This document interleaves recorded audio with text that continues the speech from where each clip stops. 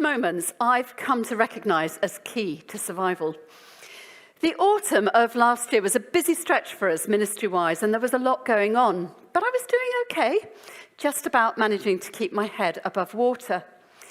And then a particularly tricky pastoral situation arose. It required immediate attention and lots of it. I'm thankful to God that the situation did eventually get resolved, but it took some time. And whilst I was still in the thick of it, I had this moment of realisation. I realised that it had taken me closer to the edge than was good for me. I'd experienced something like this before a few years ago. That feeling that I was looking over a cliff edge. I didn't think I was going to fall over it, but I didn't know I wasn't. And that can be quite a scary place to be.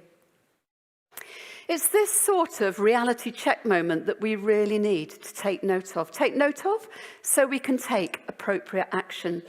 Action that will help us step back from the edge so that we don't fall over. We don't crash to the ground. So for me, last November, it actually proved to be a couple of simple things that made the difference, that pulled me back from the edge. First off, I talked to my lovely spiritual director, Caroline. Whether it's a formal relationship like this, I meet with her once a month, or just a more informal friendship, it's so important that we have people in our lives that we can talk to. Caroline listened really well as I offloaded to her some of the pressures and burdens that I'd found myself carrying. Of course, she was concerned about what was going on in the pastoral situation. But she was far more concerned about what was going on for me. She challenged me very gently, but very firmly. Where was I, Julie, in the midst of all that was happening? And even more specifically, where was I with God in it? Was I taking the time and space that I needed to be resourced spiritually for the work that God's called me to do? It was a timely challenge, something that I needed to hear and to heed. So the second thing I did was to create some space where I could go and meet with God, to step out of the busyness of ministry and to check in with him. Was there anything he wanted to say? Anything I needed to hear? Well, a couple of years ago, just before the pandemic hit, I'd arranged to go and spend a few hours in a friend's house in a quiet corner of their home. It had never actually happened because of lockdown, but I remembered this arrangement and I went back to my friend and she was only too happy to help me out. So early on in Advent, I took myself off for a quiet day. Actually, it was only really just a quiet few hours. I went with a psalm that had come up for me a couple of times that I used to pray with. And I went with a couple of songs that God had put on my heart. This is my desire, to honour you. Lord, with all my heart, I worship you. And another song had the phrase, how can I honour you rightly? That was what I was asking the Lord. And it was just as I was beginning to wind up for the day that an unexpected message popped into my phone. It was from someone who'd been at the heart of another big pastoral situation, a situation that had been ongoing all through the autumn. And she shared with me something special that God had been doing, something I'd been privileged to play a small part in. In that moment, the Lord brought to mind the verse from John 21. Jesus' commission to Peter as they walk by the sea. Feed my lambs, take care of my sheep, feed my sheep. And they're words that have always been central to my calling as a pastor. And in that moment, I really sensed God saying to me that I honour him rightly when I do what he's called me to do, and that he's pleased with me when I live out my calling. And that was just really affirming to hear in that moment. But I also felt God was saying to me, if I'm going to keep on feeding his lambs and taking care of his sheep, then I need to make sure that I feed myself and I take care of myself too. Otherwise, I'll have nothing to give. Again, it was a good and a timely challenge. So the third thing I did back on the back end of all of this was to book myself onto a retreat at Lee Abbey in Devon, which was actually where I was last week. So I just mentioned that at the start. And you know, the amazing thing about what came out of those few hours at the start of Advent was that I felt grounded again. Life didn't get any less busy in the run-up to Christmas with all that needed to be done, but I felt in so much a better space. I'd been able to connect with God in a way that had made a real difference, and it really hadn't taken too much to do it. I just needed to be intentional about it. So that's my first takeaway for this evening. Be intentional. Retreat to go forward. That's the title of our sermon this evening. And we're going to be thinking about some of the habits and disciplines that can keep us connected, keep us resourced, and keep us growing in our spiritual lives in a healthy way. So what might that look like for you? Well, before we explore some possibilities, we're going to take a look and see what it looked like for two spiritual giants in the Bible, Moses and Jesus. What did they do to keep connected with God so that they could fulfill his calling on their lives?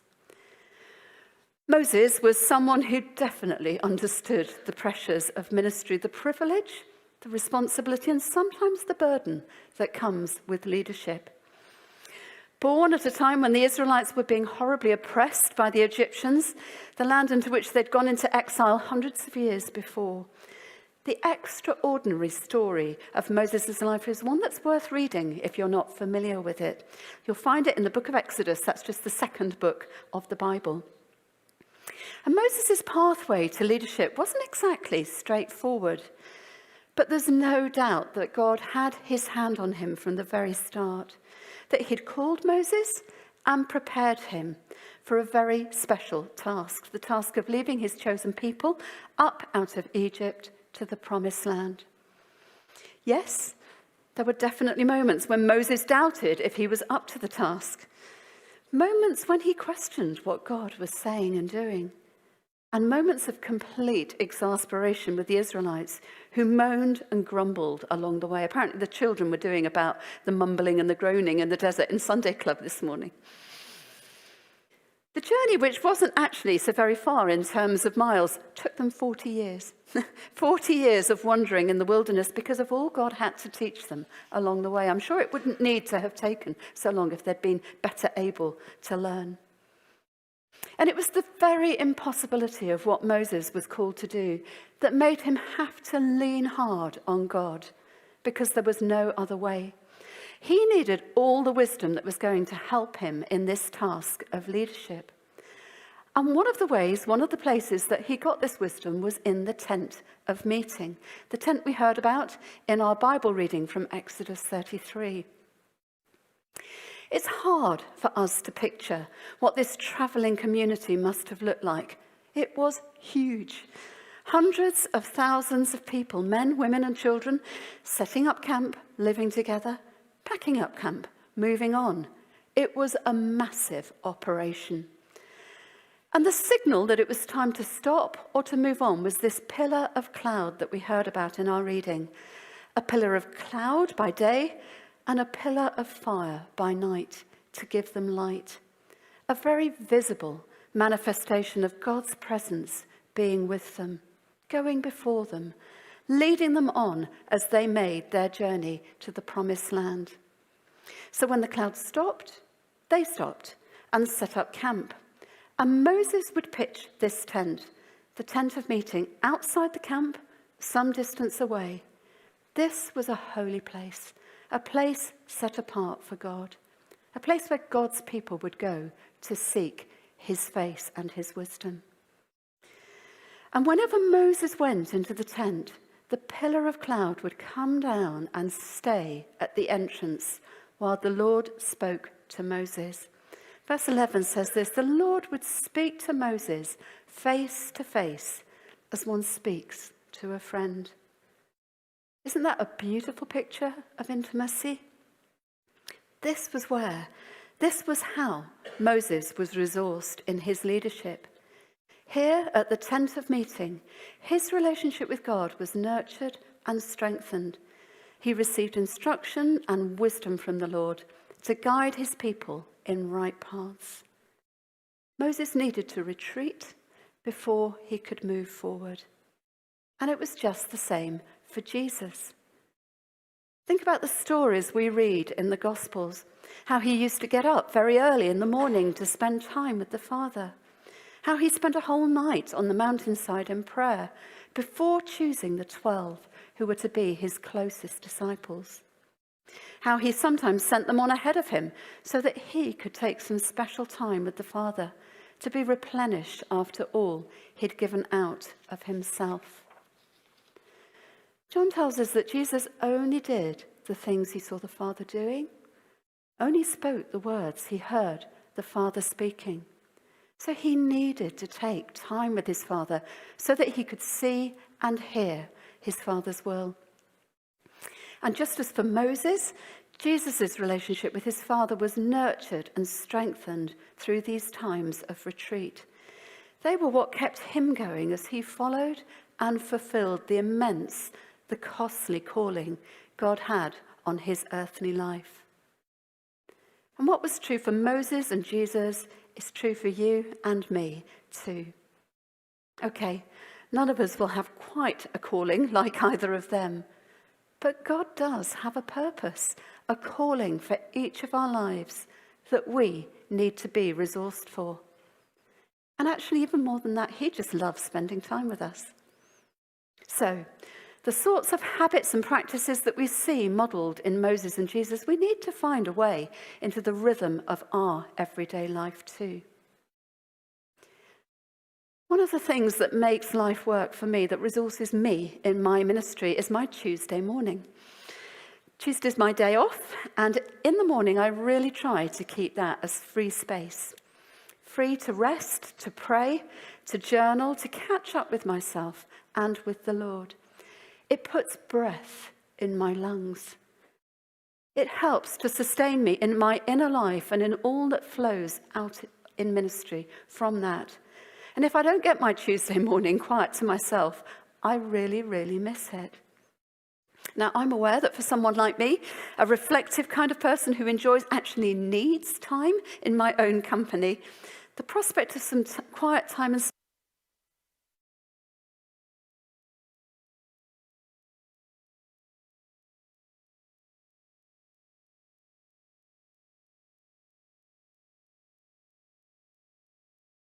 I was just saying that for someone like me, who's sort of quiet and reflective by nature, the prospect of having quiet space, quiet time on my own ticks all my boxes, and then it all went really, really quiet.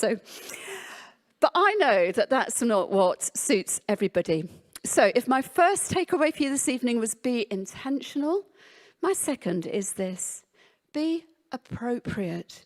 Do what works for you. So let me ask you a question. What is it that puts breath in your lungs? What is it that puts breath in your lungs? It's a question of knowing ourselves, of knowing what restores and replenishes our souls, and then being intentional about making the appropriate thing happen. So for some, there'll be something about spending time with God and the beauty of his creation that will be hugely restorative. My husband Chris, sat over there, is a happy chappy when he spends hours with a fishing rod at the riverbank or by the sea. It would bore me to tears. I can just about manage an hour, but he loves it. It restores his soul. And I was chatting with a friend last weekend who's going through a really tough time at the moment. She was just about to take herself off to a kingfisher lake. She knew she needed to see something beautiful just to be restored and replenished in that moment. For others, like Si, it might be a round of golf with friends at the golf course. Yay! Or pottering in the garden, listening to music. Maybe even going to a concert or a theatre. There are boos and cheers going on here. Playing or watching sport. Doing something creative or adventurous. Eating with friends. The possibilities are endless. What is it that puts breath in your lungs? What restores your soul? It doesn't need to be a big thing. It just needs to be the right thing, something that's appropriate for you. And then you need to be intentional about making it happen. So this sermon series through Lent is called Spiritual Detox. And there's something about Lent, about the arrival of spring, that beckons us to pay particular attention to our spiritual well-being. Detox carries with it a sense of cleansing, of purifying, of decluttering, coming back to and focusing on the simple things in life that are good for the soul, good for the body, and choosing in this season to pay particular attention to our spiritual well-being. I mentioned earlier on that one of my responses to my realization back in November that I was closer to the edge than was good for me was that I booked myself onto a retreat at Lee Abbey, a retreat that, as I said, I went on last week. Some of you may know or know of Lee Abbey. It's set in a beautiful spot on the North Devon coast, just near Linton and Lynmouth. And it's run by a community who live and work together to offer generous hospitality to others. Generations of Christians have spent time with the Lord here in this beautiful place, and I know it's been a deeply formative experience for many. Well, my retreat was led by a retired bishop. He was actually a late stand-in for the planned speaker who had a fall the week before. And this guy took us through John's Gospel, drawing out some themes in discipleship and illustrating his input with some stunning photographs and music.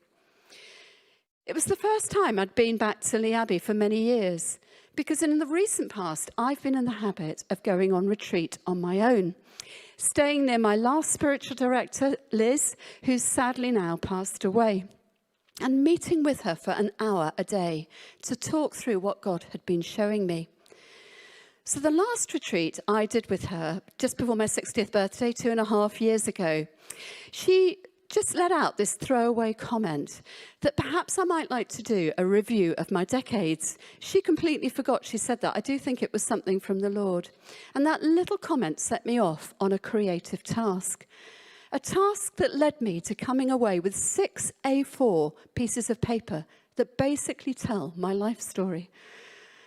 And the extraordinary thing is that when I look back on my 60th birthday year, with all the lovely things I did with family and friends to celebrate my birthday, it's actually those few days away with the Lord and with Liz is the thing that I treasure most. It really was very, very special. So going to Lee Abbey last week was a blessing. It was a privilege, but it wasn't the same. And one of the things that came up for me were feelings of grief around the loss of this special relationship that I'd shared with Liz for more than 14 years. Seeing her regularly was another of the things that resourced me for ministry. I wasn't expecting this wave of grief to hit me. But that's exactly why going on retreat can be a good thing, because it gives us time and space to get in touch with the thoughts and feelings that we're often too busy to notice or even acknowledge in our ordinary everyday life. And once we get in touch with them, we can begin to process them so that we can move forward in a more healthy, integrated way. Maybe come away with a whole new perspective. Retreat to go forward. There'll be times when we might want to make a retreat for a specific purpose. Maybe we're aware of some deep healing work that God wants to do in us. Or we're seeking God's guidance for the future on a particular issue. Or maybe we're just exhausted and we need to take some time out. I think I've done retreats for all those reasons. And as I've already hinted at, retreats come in different styles and formats. So some will be based around themes, something like the Bible, like my retreat in John's Gospel last week. Some might involve some sort of recreational or creative dimension, walking, bird watching, painting, dancing. Yes, seriously. I once went on a creative dance workshop. And I have to say, whilst it didn't leave a lasting input for me in terms of my use of dance in worship, I occasionally dance on my own at home, it did leave a lasting impact in terms of something that God showed me and said to me whilst I was there. And it's 40 years ago. It's a long time ago, but it still comes back to me what happened on that retreat.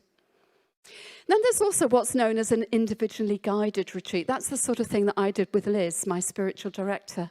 An experienced guide will meet you once a day and help you listen and explore what God's saying and doing in your life. And sometimes they might encourage you in what's known as Ignatian prayer. That's when you pray imaginatively with scripture.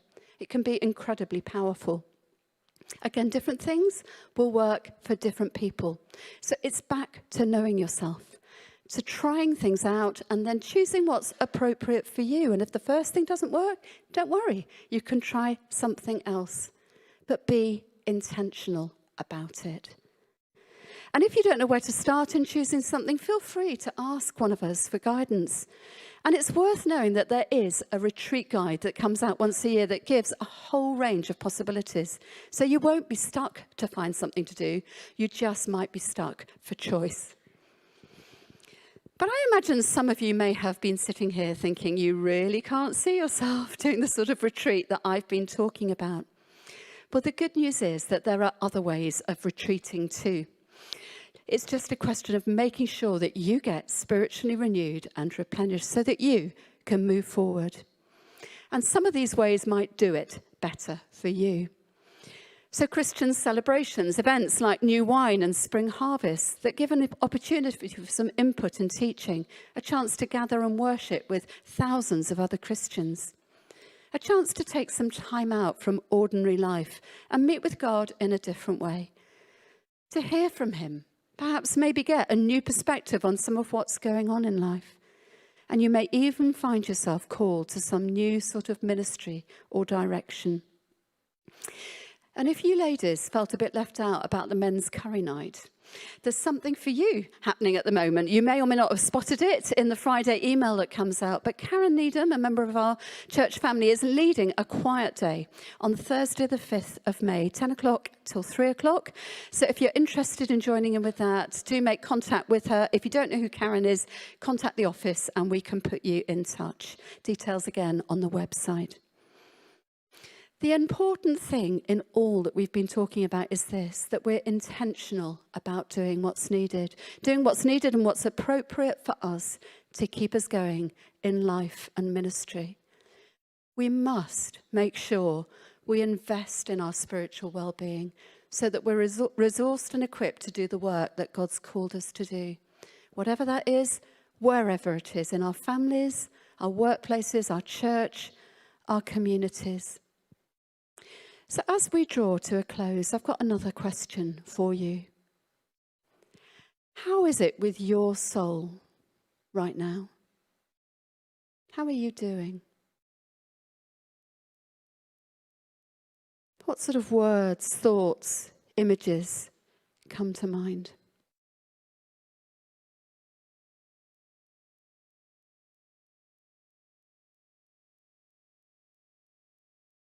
Maybe some of you recognize that feeling I was talking about early on of being closer to the edge than you know is good for you.